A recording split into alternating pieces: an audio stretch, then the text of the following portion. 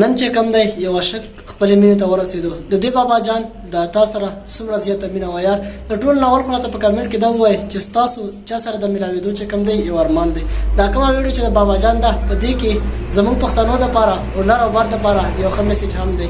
السلام علیکم ملګرو، حکمت جان یم، امید لرم چې ټول به روغ او جوړ یې. تاسو ته به په دا سیټ کې د بابا جان ویډیو کلیپ ښکاري. دا د تورخم بارډر اوسېدونکی دی جي. د اتا سره د ملاقات یو غټ ارمان دی جي.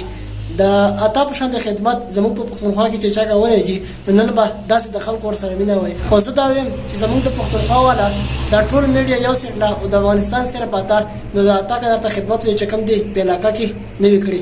راځئ د بابا جان د اتا سره څومره مینه ده او څومره ټایم پس ملاقات ورسره وکړو او د څومره ټایم نه اتا سره د ملاوېدو ارمان و. د ویډیو کلیپ ګورو د هغې نه پس بیا خبرې اترې کوو.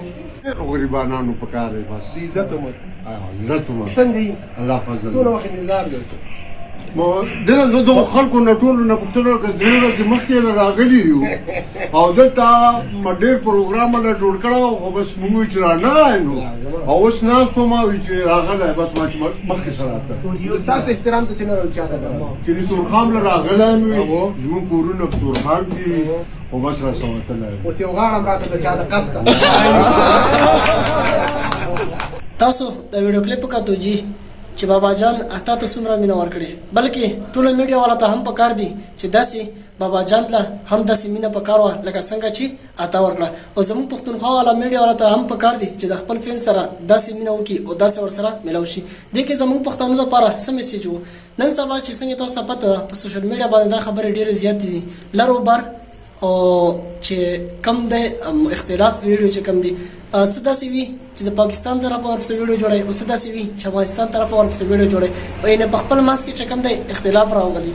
دا هغه خلک راولي چې هغه کم بهر ملکونو کې دي که د پاکستان وي که د افغانستان وي هغه زموږ په منځونو کې چې کم دی اختلاف راولي.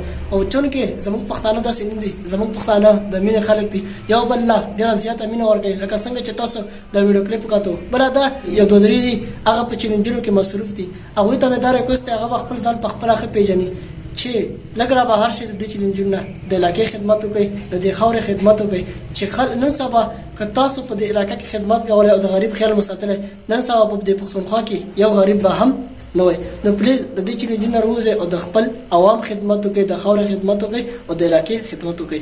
ډېره مننه چې هر چېرته هم یې دا خوشحال آباد لره. نو راکړئ مالی اجازت د الله په امان.